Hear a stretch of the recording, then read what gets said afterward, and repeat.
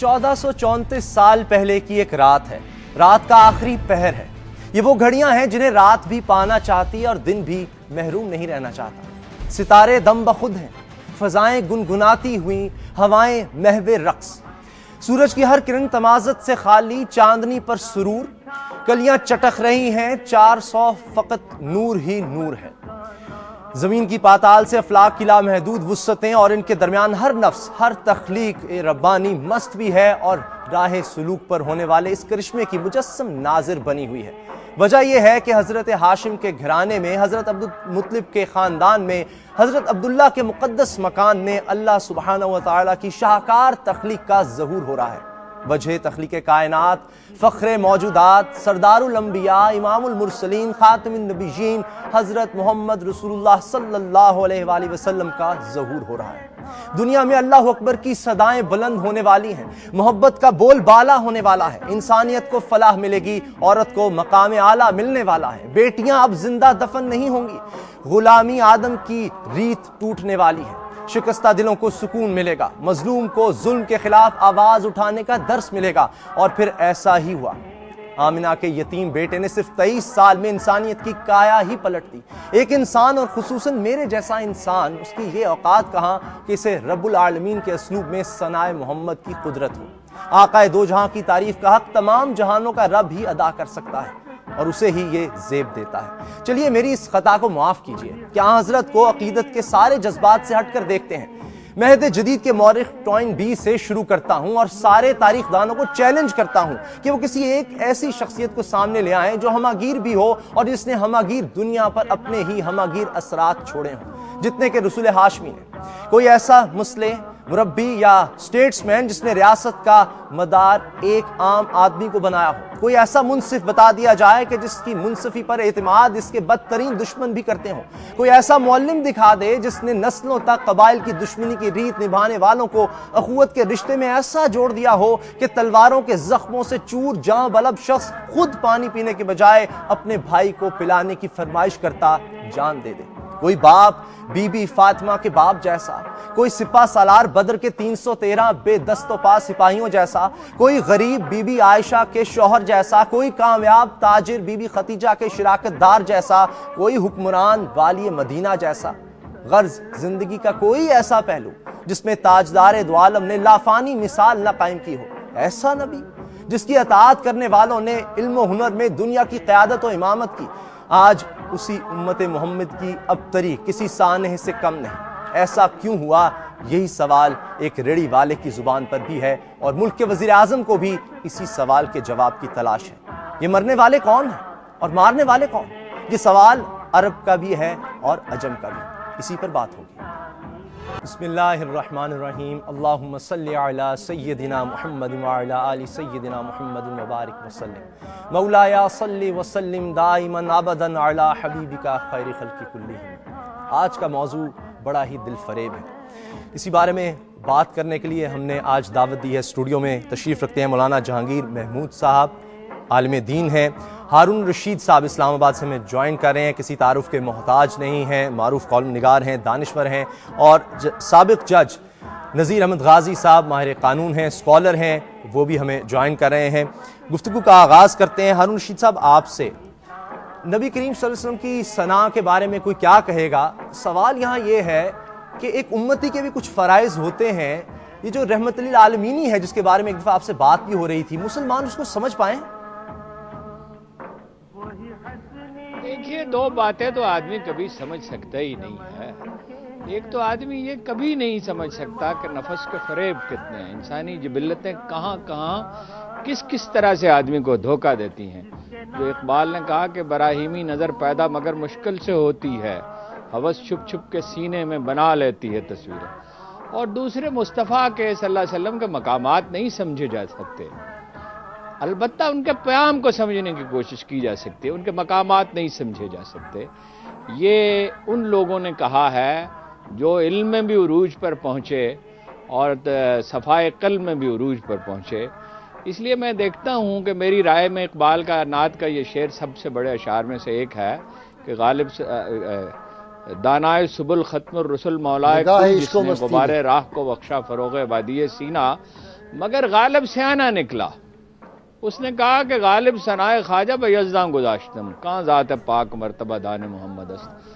غالب وہ نکتہ سمجھ گیا. دیکھیں اقبال نے بڑی ریاضت کی اور کمال کی نعت کی شاعری کی کہ رسول اللہ سے محبت بھی انہیں بہت تھی، لیکن مقامات نہیں بیان ہو سکتے رسول اللہ کے. کوئی کوشش کر کے دیکھ لے تو کچھ اجر و ثواب کما لے گا، کوئی نئے نقطے پیدا کر لے گا. ہم بھی سوچتے رہتے ہیں، کوشش کرتے رہتے ہیں. رہ گئی یہ بات کہ امت مسلمہ زوال کا شکار کیوں ہے، تو یہ امت مسلمہ نہیں ہے. تو قرآن میں لکھا ہے انتم الاعلون ان کنتم مومنین، اگر تم مومن ہوگے تو تم غالب آؤ گے. علم سے تئی ہیں، ادراک سے تئی ہیں، تقلید کے خوگر ہیں، حسن نیت نہیں ہے. جو اصل میں تو اللہ انسان سے صرف حسن نیت ہی چاہتا ہے، باقی حسن عمل تو ظاہر ہے اسی کا پھل ہوگا، حسن عمل تک پہنچے گا اگر حسن نیت ہوگی. تو امت مسلمہ نہیں ہے. یہ دیکھیے گزارے یہ ہے کہ رسول اللہ صلی اللہ علیہ وسلم کی شان میں درود پڑھنے سے تو میں نہیں ان کا پیغام سمجھ سکتا. پڑھنا تو چاہیے، درود تو پڑھنا چاہیے، اپنی جگہ ہے. لیکن یہاں ایک اور بڑی دلچسپ بات آپ سے عرض کروں گا. ایک صحاب کو ہی اجازت تھی کہ وہ تنہا درود پڑھیں. ایک صحابی سے کہا تھا کہ سارا بھی درود ہی پڑھو، یعنی اور کوئی دعا نہ مانگو تو کفایت کرے گا. مگر درود الٹیمیٹ تسبیح ہے، ساری دعائیں پڑھنے کے بعد پڑھایا جاتا ہے. اگر کوئی شخص تنہا درود پڑھنے کی کوشش کرے تو نفسیاتی پیچیدگیوں کا شکار ہو سکتا ہے. جی. اب اگر جو سمجھنے کا معاملہ ہے رسول اللہ کی زندگی کا تو اس میں پیچیدگی نہیں ہے. نیک نیتی سے اسے سمجھنے کی کوشش کی جائے تو بالکل سمجھ میں آتا ہے کہ صراط مستقیم کیا ہے. آپ ایک عام آدمی کی زندگی گزارتے تھے، بالکل ایک عام آدمی کی، تمام فضائل کے ساتھ جو صبح سے کل سے دہرائے جا رہے ہیں اور ہمیشہ دہرائے جاتے رہیں گے. دوسرا یہ ہے کہ رسول اللہ کی شخصیت میں وہ بات پیدا ہوئی جو اس سے پہلے کبھی نہیں تھی اور اس کے بعد کبھی اس درجے کی نہیں ہوگی. کامل توازن پیدا ہو گیا، کامل ہم آہنگی پیدا ہو گئی. صحیح. 8 حدیثیں ہیں اس پہ مسلم میں. اچھا ہمیں جوائن کیا ہے مجیب الرحمان شامی صاحب نے بھی. اگر ممکن نہ ہو تو پھر اعتدال کے قریب تر رہو. ٹھیک ہے. اس درجے کو صرف آپ پہنچے. ہارون رشید صاحب ہمیں مجیب الرحمان شامی صاحب نے جوائن کیا ہے، سینئر صحافی ہیں. مجیب الرحمان شامی صاحب، ہمارے سیاستدان نبی کریم صلی اللہ علیہ وسلم کے پیغام کو سمجھ سکیں؟ دیکھیں سیاستدان بھی ہمارے معاشرے کا حصہ ہے، تو جو معاشرہ جتنا سمجھ سکا اتنا وہ بھی انہوں نے بھی سمجھ لیا. تو سیاستدان جو ہیں اگر وہ پیغام کو سمجھ لیتے اور اگر ہم سب پیغام کو سمجھ لیں تو یہ صورتحال تو نہیں ہوگی جو ہمارے ارد گرد نظر آتی ہے. اور لمبی چوڑی بات تو چھوڑیے، میں سمجھتا ہوں کہ ہمیں کھانے کا طریقہ نہیں معلوم ہے. میں 5 اسٹار ہوٹلز میں جاتا ہوں، وہاں اشرافیہ کے لوگ ہوتے ہیں، غریبوں کی بات چھوڑیے، وہ جب کھانا کھلتا ہے جس طرح اس پر ٹوٹ کے پڑتے ہیں اور اس کے بعد جس طرح پلیٹوں پہ چھوڑ دیتے ہیں، صرف اتنی ہی بات کو دیکھ لیں. باقی تو ہم بہت باتیں کریں گے رسول اللہ صلی اللہ علیہ وسلم کے اسوے کی. صحیح. اور پھر ہم بڑی تقریر بھی بہت لمبی کریں گے. تو ہم یہ کوئی ادب ہمیں آیا ہے، کوئی طریقہ ہمیں آیا ہے. تو یعنی یہ آپ معاشرت کے طریقے کیا ہیں، رہنے سہنے کے طریقے کیا ہیں، صفائی کیا ہے. آپ دیکھیے رسول اللہ صلی اللہ علیہ وسلم نے صفائی پہ کتنا زور دیا ہے. یعنی اطاعت رسول میں کمی نظر آ رہی ہے جو ہمارے مسائل کی وجہ بھی ہے. اسی بارے میں ہم بات کریں گے. مجھے بریک لینی ہے، کہیں مت جائیے، بریک کے بعد ملیں گے. ٹاپ سٹوری سیرت اسپیشل ہے، فکر انگیز گفتگو ہے. دانشور ہمارے ساتھ ہیں، سابق جج نذیر احمد غازی صاحب بھی ہیں. نذیر غازی صاحب، یہ فرمائیے گا کہ بطور ایک استاد نبی کریم صلی اللہ علیہ وسلم کیسے تھے؟ بسم اللہ الرحمن الرحیم. اسامہ صاحب، حضور سید عالمین صلی اللہ علیہ وسلم کی حیثیت جو ہے وہ بطور معلم کی اتنی جامع شخصیت ہے اور اتنی بلند شخصیت ہے کہ پوری اگر ہم دنیا کی تاریخ کا مطالعہ کریں تو کوئی اور شخصیت اس درجے کی نظر نہیں آتی. اور خود قرآن حکیم نے یہ فرما دیا لَقَدْ كَانَ لَكُمْ فِي رَسُولِ اللَّهِ أُسْوَةٌ حَسَنَةٌ کہ رسول اللہ صلی اللہ علیہ وسلم کے سراپا کے اندر تمہارے لیے ہم نے بہترین نمونہ رکھ دیا ہے. تم زندگی کے کسی شعبے سے تعلق رکھتے ہو، زندگی کی کسی راہ سے تعلق رکھتے ہو، تم رسول اللہ صلی اللہ علیہ وسلم کی حیات پاک میں اپنے لیے رہنمائی پاؤ گے.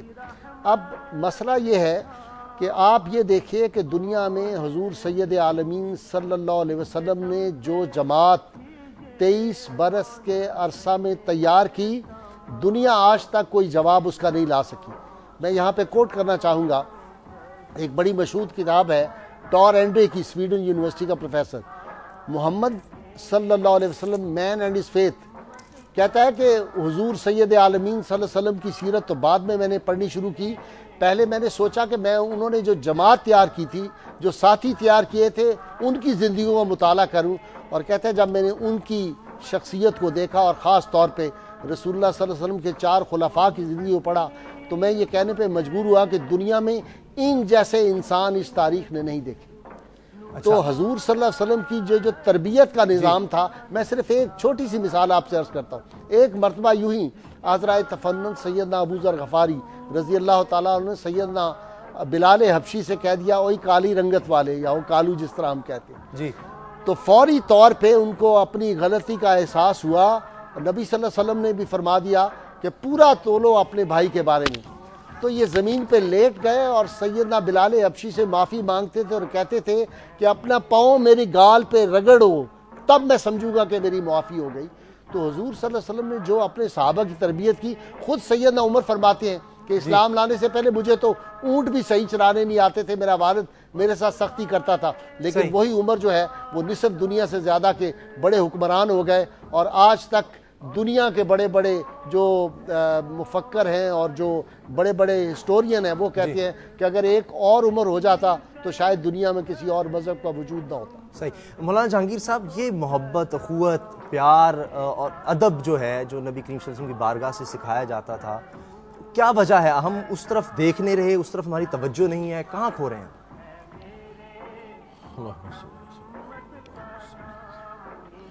دیکھیے، یہ جو ڈسکنیکٹ ہو گیا ہے نا حضور اکرم صلی اللہ علیہ وسلم کی ذات گرامی اور ان کے مزاج کے ساتھ، اس کا بڑا تعلق جو ہے وہ ہماری گھروں میں تربیت اور ہمارے اداروں میں تعلیم و تدریس کے طریقے کے ساتھ ہے کہ ہمارے ہاں اس طرز پہ اگر تدریس کی جائے، اور اس کی بھی نہ صرف کہ حضور اکرم صلی اللہ علیہ وسلم کی سیرت کو پڑھایا جاتا ہے، ظاہر ہے وہ تو ہے، موجود ہے، تمام اداروں میں موجود ہے، نصاب میں موجود ہے، لیکن آپ صلی اللہ علیہ وسلم جس انداز سے خود پڑھاتے اس کو، اگر ہم وہ انداز اور وہ اسلوب اختیار کرنا شروع کر دیں، لیکن آپ کا یہ کہہ دینا کہ آپ صلی اللہ علیہ وسلم شفیق ترین استاد تھے، یعنی کہ حضور اکرم صلی اللہ علیہ وسلم کے طریقہ تدریس کے اوپر اگر سب سے اہم نقطہ اگر بیان کیا جائے تو وہ شفقت ہے، وہ محبت ہے جو اپنے شاگردوں کے لیے رکھتے تھے۔ اب اس کو پڑھا دینا تو کافی نہیں ہے، استاد کا بتا دینا کہ بھی وہ شفیق تھے، یہ کافی نہیں ہے، استاد کو ویسا شفیق بننا ہوگا، ٹھیک، عمل میں وہ چیز لانی ہوگی۔ جب عمل میں آئے گی تو پھر وہ آگے کنٹینیو ہوگی اور پھر آپ کو شاگردوں میں اور عوام الناس میں دکھائی دے گی۔ اچھا، جتنے پہلو ہیں آپ صلی اللہ علیہ وسلم کی سیرت کے کمال ہیں، ان کے بارے میں کوئی کیا کہے گا؟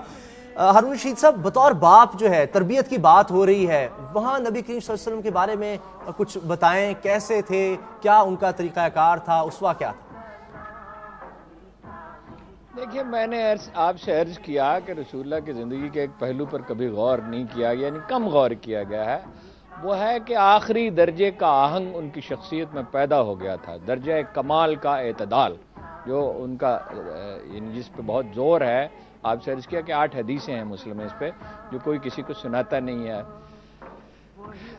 ایک باپ کے طور پر بھی ظاہر ہے کہ وہ سب سے بہتر تھے، سیدہ فاطمہ الزہرا ان کے اولاد ہیں، اور امام حسن اور حسین ان کے اولاد ہیں، اور حضرت علی بھی ایک طرح سے ان کی اولاد ہیں، اس لیے کہ بہت چھوٹے تھے جب رسول اللہ کے پاس وہ آ گئے اور انہی نے ان کی تربیت کی، اس لیے ان کے رنگ میں رنگے گئے، ان کے مزاج میں ڈھل گئے۔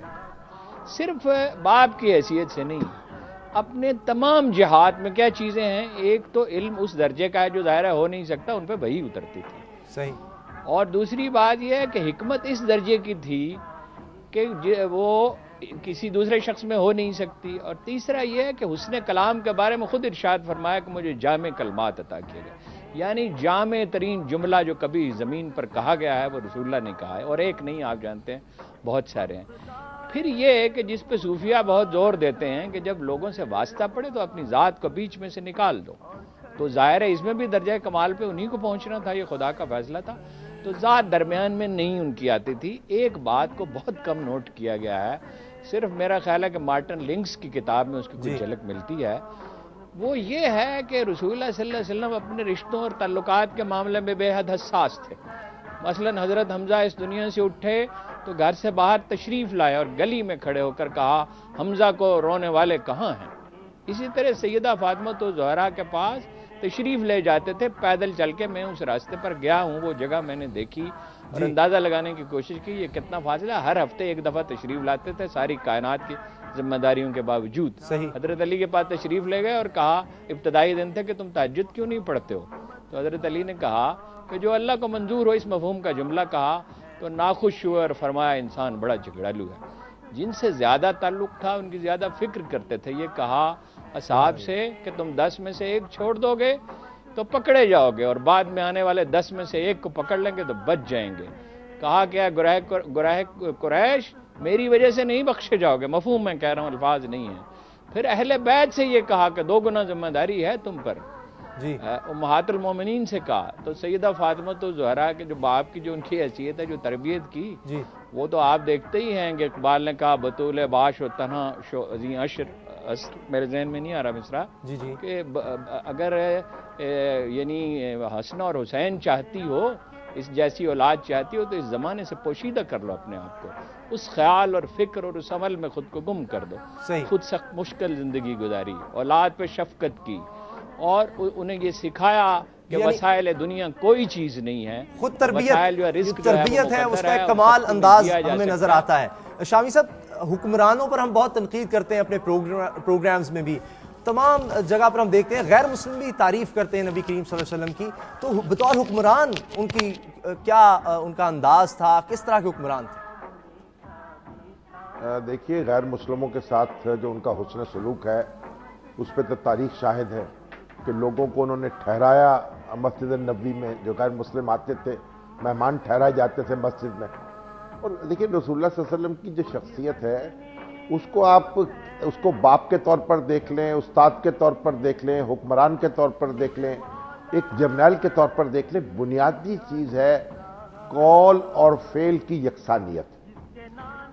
ان کے کوئی ایسی بات انہوں نے نہیں کہی جس پر عمل نہ کیا ہو, اور کوئی ایسا ان کے تضاد نہیں تھا. وہ حضرت عائشہ صدیقہ نے فرمایا کہ وہ چلتا پھرتا قرآن ہے. تو قرآن کریم کی اگر عملی آپ نے صورت دیکھنی ہو تو رسول اللہ صلی اللہ علیہ وسلم کی ذات گرامی کو دیکھ لیں. تو اس لیے ان کا جو معاملہ تھا وہ آپ ان کے دیکھیں, ان کی جو عادات کیا تھی, ان کے اطوار کیا تھے.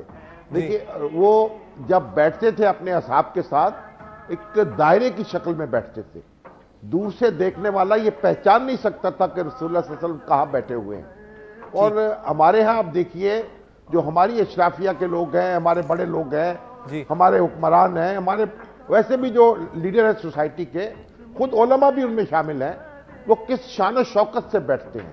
اور ان کے سامنے ان کے جو دوسرے لوگ ہیں وہ اس طرح بیٹھے ہوتے ہیں جیسے جنگی قیدی ہوتے ہیں. یعنی وہ برابری کا جو درس ہے وہ آج ہمیں نظر نہیں آ رہا. کس پہلو کی بات کریں جب اللہ تعالیٰ خود فرما دے وَرَفَعْنَا لَكَ ذِكْرَكَ, جس کی تعریف رب تعالیٰ خود کرے گا, کوئی کیا کہہ سکتا ہے. کچھ اور پہلوؤں پر بھی بات کریں گے سیرت اسپیشل میں اس بریک کے بعد. اسوہ حسنہ کی ہم نے بات کی, مگر ایک نبی کے ماننے والے آج زوال کا شکار کیوں ہیں؟ جسٹس نذیر غازی صاحب یہ فرمائیے گا کہ ایک امتی کو جس کے بارے میں یہ کہا جائے کہ وہ رسول اللہ صلی اللہ علیہ وسلم سے محبت رکھتا ہے, اس شخص کو کیسا ہونا چاہیے؟ اس کو ایسا ہونا چاہیے کہ علامہ اقبال علیہ الرحمہ نے بڑی اچھی بات کی تھی, بمصطفیٰ بے رساں خیش راہ کے دی ہما اوست, اگر بہو نہ رسیدی تمام بولہا بیست. اس کا مفہوم میں عرض کر رہا ہوں کہ تو اپنے آپ کو رسول اللہ صلی اللہ علیہ وسلم کے قدمین پاک تک پہنچا دے, ان کی ذات کے قریب کر لے کہ یہی دین کی اصل ہے. اگر یہ نہیں ہو سکتا تو باقی تمام بولہا بیست ہے. ٹھیک. ایک خاص واقعہ میں یہاں پہ آپ کو کوٹ کرنا چاہتا ہوں اسامہ, کہ برمو سماج کی بر صغیر میں ایک تحریک شروع ہوئی تھی ایک زمانے میں, اور انہوں نے کیا تھا کہ ان کے جو سربراہ تھے انہوں نے دنیا بھر کے جو مذاہب تھے ان کے اچھے اصول سارے اکٹھے کر لیے. یہ تحریک بڑی پاپولر ہوئی, بہت کامیاب ہوئی بر صغیر میں, لیکن یکدم بیٹھ گئی. تو سید سلیمان ندوی اور ٹیگور بھی اس تحریک سے متعلق تھے, دونوں ایک دفعہ سفر کر رہے تھے بحری جہاز میں اکٹھے. جی. تو ٹیگور سے سوال کیا سید سلیمان ندوی نے کہ جناب اتنی زبردست تحریک آپ کی شروع ہوئی برمو سماج کی اور یہ یکدم پھر بیٹھ گئی تھی پاپولر ہونے کے بعد، وجہ کیا تھی؟ انہوں نے کہا اس کی وجہ یہ تھی کہ ہماری تحریک کے پیچھے کوئی عملی سیرت نہیں تھی۔ مسلمان امت جو ہے وہ خوش نصیب ہے کہ ان کے پاس محمد عربی صلی اللہ علیہ وسلم کی عملی سیرت موجود ہے۔ ہر کام میں رسول اللہ صلی اللہ علیہ وسلم جو بھی فرمایا پہلے وہ کام خود کر کے دکھایا، اور اس کے بعد آپ کے عمل میں ساتھ اخلاص تھا۔ میں ایک اور بات عرض کروں، مجیب شامی صاحب ہمارے بہت بڑے ماشاءاللہ دانشور ہیں ملک کے، انہوں نے فرمایا کہ قول و فعل کا تضاد، یہ قول و فعل کا تضاد ختم بھی ہو جائے، میں کہتا ہوں بالفرض، تو پھر بھی معاملات اسلام میں نہیں آئیں گے، اس لیے کہ بخاری شریف کی جو پہلی حدیث ہے وہ یہ ہے انما الاعمال بالنیات۔ تو جب تک نیتیں درست نہیں ہوں گی، مثلاً آپ غریب طلباء جو ہیں ان کو کچھ چیزیں تقسیم کر رہے ہیں، آپ لوگوں کے لیے کوئی کام کر رہے ہیں، تو آپ کی نیت یہ نہیں ہے کہ آپ مخلوق کی خدمت کریں گے، آپ کا مقصد یہ ہے کہ میری پاپولیرٹی ہو، میری پروجیکشن ہو، اور اگلے الیکشن کے لیے میں اپنی گراؤنڈ بناؤں۔ تو ہمارے ہاں جو سب سے بڑا ہمارا المیہ ہے، وہ سیاستدانوں میں ہو، وہ دیگر لوگوں میں ہو، وہ نیت کی خرابی کا ہے، اور اسی لیے جو اہل اللہ ہے اور نیت ہوگی تو اس پر پھر اسوہ حسنہ پر اگر عمل کریں گے تو پھر بہتری آ سکتی ہے۔ یہی وجہ ہے کہ جب ایران فتح ہوتا ہے تو کروڑوں نہیں، میں کہتا ہوں اس زمانے کے حساب سے اربوں روپے کا قیمتی تاج جب ایک سپاہی کے ہاتھ لگتا ہے تو وہ چھپا کے اپنی چادر میں اس کو لے کے جا کے اپنے سپاہ سالار کی خدمت میں پیش کرتا ہے۔ انہوں نے کہا چھپا کے کیوں لائے ہو؟ کہا کہیں میرے اخلاص پہ ریا کا میل نہ آ جائے۔ تو ہمارا المیہ جو ہے اس وقت امت مسلمہ کا وہ یہ ہے کہ ہم اخلاص سے دور ہو رہے ہیں، اور اس کی اہمیت کو ہم بالکل نہیں سمجھ رہے۔ ایک اور ہمارا مسئلہ جو ہے زوال کا ہم شکار ہیں بحیثیت امت کے، دولت ہے، ایٹم بم ہے، پیسہ ہے، سب کچھ ہے، مگر پھر بھی ہم زوال کی طرف ہیں اور بے انتہا ہے، ہم آگیر ہے۔ شامی صاحب اس کی کیا وجہ ہے؟ اقبال نے ہی کہا ہے کہ نماز و روزہ و قربانی و حج یہ سب باقی ہیں، تو باقی نہیں ہے۔ تو یہ جو تو ہے نا، یہ ساری ایک اندر کی ایک باطنی کیفیت ہے، وہ موجود نہیں ہے۔ دیکھیں کیونکہ ہمارے پاس جب آپ اپنے عمل سے مثال دیتے ہیں تو مسلمان قوم زندہ ہو جاتی ہے۔ آپ قائد اعظم کو دیکھ لیجئے، ان کی جو ذات ہے وہ دیانت میں اور امانت میں یکتا تھے، اور رسول اللہ صلی اللہ علیہ وسلم کی سیرت کا جو یہ پہلو ہے، قائد اعظم جو تھے اس کا ایک ہمارے عصر حاضر میں ایک نمونہ تھے۔ تو آپ دیکھیے قوم میں کس طریقے سے انہوں نے توانائی پیدا کی، کس طرح اسے متحد کیا، کس طرح اس کو لڑا دیا باطل قوتوں سے، اور پھر نتیجہ حاصل کیا۔ تو لیڈرشپ جو ہے جب تک اس کی کمٹمنٹ نہیں ہوگی، وہ صادق نہیں ہوگی، امین نہیں ہوگی، اپنے مقصد پر یقین نہیں رکھے گی، اور اس کی جیسے کہ غازی صاحب نے فرمایا نیت درست نہیں ہوگی، نیت درست نہیں کہہ لیں یا قول اور فعل میں تضاد اس کے جو ہے وہ ختم نہیں ہوگا، نتیجہ نہیں نکلے گا۔ اور ابھی ہمارے ہاں دیکھیے جو علماء ہیں، قرآن کریم نے فرمایا ہے کہ تم میں سے ایک گروہ ایسا ضرور ہونا چاہیے جو نیکیوں کی تلقین کرے اور برائی سے روکے۔ صحیح۔ تو یہ علماء کرام جو ہمارے ہیں یہ خود کیا ہے؟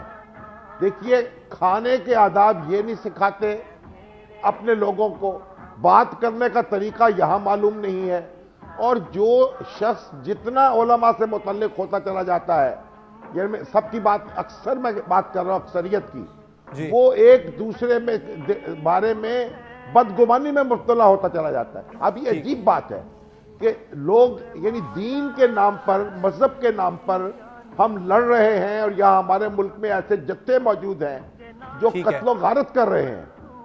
تو یہ جو ساری کیفیت ہے، علماء کی ذمہ داری بھی اس میں بنیادی ہے، ان کو لیڈرشپ پرووائڈ کرنی چاہیے بائی ایگزامپل، جو کہتے ہیں تاکہ لوگوں کو متوجہ کریں، لوگ ان کی پیروی کریں، اور جو لیڈر ہے وہ صرف ایکسپلائٹ نہ کرے لوگوں کی خرابیوں کو، بلکہ لوگوں کی خرابیوں کو دور کرے اپنی مثال پیش کر کے۔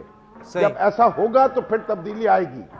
ٹھیک ہے، یعنی قول و فعل کا تضاد اگر نہ ہو، نیت اور اخلاص ہو، اور پھر ہمارے پاس اسوہ حسنہ نبی کریم صلی اللہ علیہ وسلم کا موجود ہے، پھر کسی چیز کی کمی نہیں ہے، مسئلہ ہمارے اندر ہے۔ یہیں سے گفتگو آگے بڑھائیں گے، سیرت اسپیشل ہے آج، کہیں مت جائیے، بریک کے بعد ملتے ہیں۔ یا رسول سلام علیکہ، یا حبیب سلام علیکہ، صلوات سیرت اسپیشل ہے اور گفتگو ہو رہی ہے کہ رسول اللہ صلی اللہ علیہ وسلم کے امتی آج کس جگہ پر کھڑے ہیں۔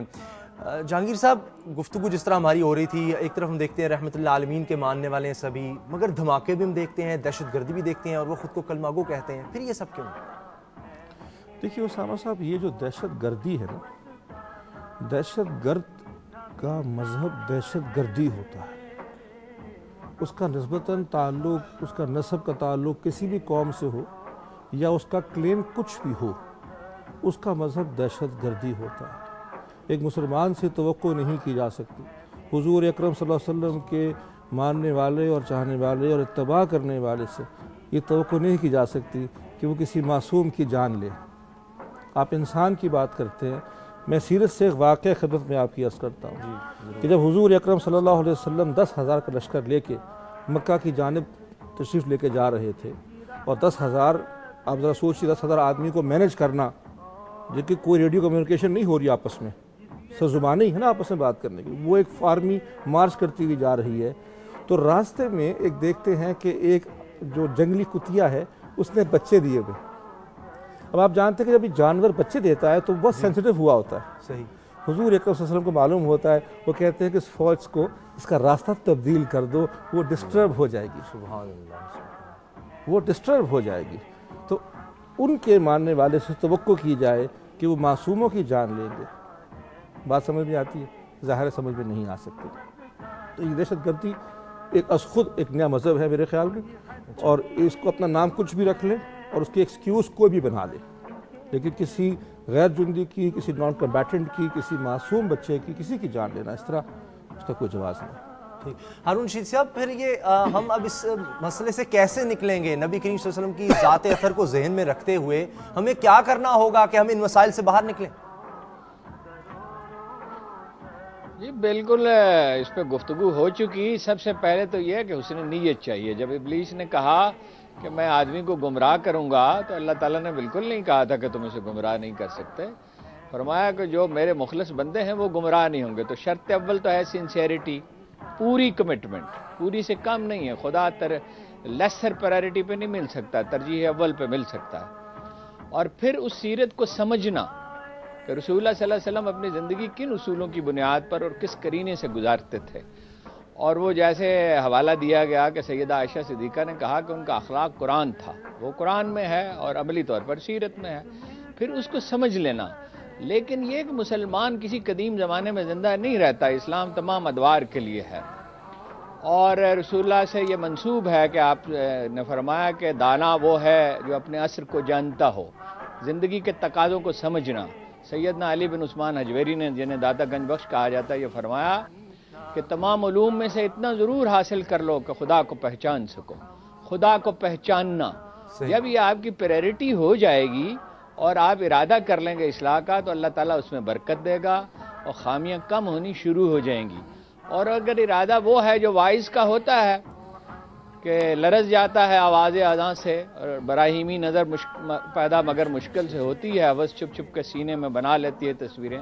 اور اگر ارادہ یہی ہے کہ اللہ اور اس کے رسول کا نام بیچا جائے، اور اس کے نام پہ چاہے آپ شیخ الاسلام بن جائیں اور چاہے کچھ بن جائیں، تو پھر ایک دوسری بات ہے، جب آپ حسن نیت سے یہ ارادہ کر لیتے ہیں کہ مجھے ترخان کا کام سیکھنا ہے یا انجینئر بننا ہے یا ڈاکٹر بننا ہے، تو آپ بن جاتے ہیں، ڈٹرمنٹ رہتے ہیں، اپنے اس گول پہ کبھی کمپرومائز نہیں کرتے۔ جو آدمی یہ تہیہ کر لے گا، خطا تو وہ کرے گا۔ فرمایا اپنے آپ کو متقی مت کہو، بڑے گناہ نہیں کرو گے تو چھوٹے تو کرو گے ہی۔ تو خطا اصل میں خطرہ خطا سے نہیں ہے، خطرہ ہے علمی مغالطے سے۔ اور مغالطہ کیا ہے سب سے بڑا؟ کہ سب لوگ اپنے اساتذہ کے اسیر ہیں۔ جو رسول اللہ صلی اللہ علیہ وسلم کے دربار تک جا پہنچے گا، اساتذہ سے سیکھا جا سکتا ہے، لیکن اساتذہ نمونہ عمل اگر ہوتے تو قرآن کہتا کہ یہ نمونہ عمل ہو سکتے ہیں۔ صرف یہ کہا کہ اہل ذکر کے پاس جاؤ، یعنی جو اللہ کو یاد رکھتے ہیں ان کے پاس جاؤ۔ جب ترجیحات طے کر لی جائیں گی تو پھر انڈیویجول کی اصلاح ہوگی، اس کے ساتھ معاشرے کی اصلاح ہوگی۔ لیکن بیشتر اسلامی تحریکیں اور تبلیغ کی تحریکیں ہم دیکھتے ہیں کہ ان کے پس منظر میں فرقہ وارانہ تعصبات کار فرما رہتے ہیں، یا اقتدار کی خواہش کار فرما رہتی ہے۔ یعنی اسلام تو نافذ ہو گیا کابل میں، لیکن جب جہاز اغوا ہو کر لندن پہنچا یا کسی اور وجہ سے لندن پہنچا تو مجھے یاد نہیں، تو مردوں نے داڑیاں منڈوا دی اور عورتوں نے برقعے اتار دیے۔ تو اسلام دل میں کہاں تھا؟ اگر ہوتا تو وہ نظر آتا، وہ واپس اپنے ملک میں پہنچتے، وہاں خیر و برکت ہوتی۔ تو جب رسول اللہ صلی اللہ علیہ وسلم کو واقعی رہنما کر لیا جائے گا حسن نیت کے ساتھ، اللہ ترجیح اول ہوگا، نیت خالص ہوگی، تو بہتری کا عمل شروع ہو جائے گا۔ صحیح ہے۔ وگرنہ دائرے کا سفر ہے، بنی اسرائیل کی طرح صحرا میں بھٹکتے رہنے کا سفر۔ ٹھیک ہے، جسٹس غازی صاحب یہ فرمائیے گا کہ نبی کریم صلی اللہ علیہ وسلم سے تعلق کو مضبوط کیسے کیا جا سکتا ہے، کس طرح اس میں بہتری آ سکتی ہے؟ جو ہم محافل دیکھتے ہیں نعت کی، جلسے جلوس، یقیناً یہ پاکیزہ جذبات ہیں، مگر اس سے آگے چل کر ہم کس طرح مزید مضبوط بنا سکتے ہیں اس تعلق کو، تاکہ ہماری یہ پریشانیاں، یہ ہمارے اندر جو کمیاں کوتاہیاں ہیں، یہ ختم ہوں؟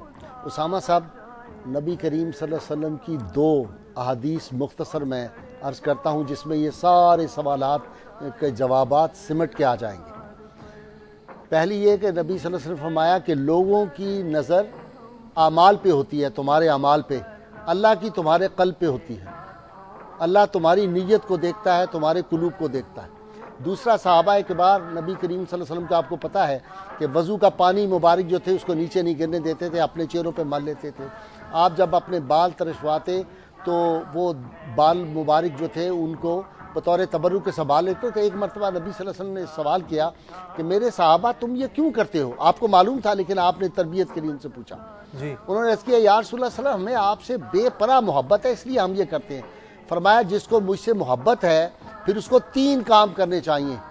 پہلا کام یہ ہے کہ ہمیشہ سچ بولو، دوسرا کام یہ ہے کہ امانت میں کبھی خیانت نہ کرو، اور تیسرا کام یہ ہے کہ اپنے ہمسایوں کا حقوق جو ہے ان کا خیال رکھو۔ یہ 3 باتوں پہ اگر آج ہم عمل کر لیں تو ہمارے مسائل کا حل ہو سکتا ہے۔ ایک شعر مجھے آخر میں پڑھنے کی اجازت دے دیجئے، یہ موضوع اتنا طویل تھا کہ تھکی ہے فکر رسا اور مدح باقی ہے، قلم ہے آبلا پا اور مدح باقی ہے، ورق تمام ہوا اور مدح باقی ہے، سفینہ چاہیے اس بحر بے قرار کے لیے۔ یقیناً جہانگیر صاحب وقت میں پس بالکل ختم ہو گیا۔ جاتے جاتے یہ جو بابرکت ساتیں آتی ہیں ربیع الاول میں، کیا پیغام آپ سمجھتے ہیں ہمیں لینا چاہیے ان سے؟ آج کے پروگرام کا، اس سیرت اسپیشل کا کیا پیغام ہے؟ حضور اکرم صلی اللہ علیہ وسلم قرآن مجید کی شکل میں، اپنی اقوال کی شکل میں، اعمال کی شکل میں سارا کا سارا پیغام جمع کر کے دے گئے ہمیں۔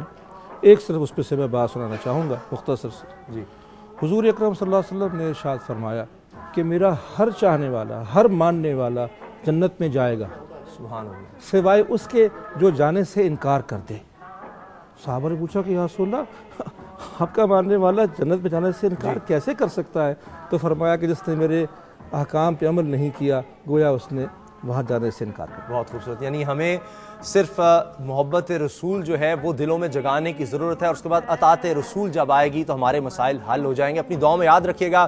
اللہ کرے جو باتیں یہاں پر ہوئی ہیں اللہ تعالیٰ مجھے اور آپ کو ان پر عمل کرنے کی توفیق عطا فرمائے، اور ہمیں بھی سچا اور صحیح معنوں میں عاشق رسول بنائے۔ اجازت دیجیے، اللہ حافظ۔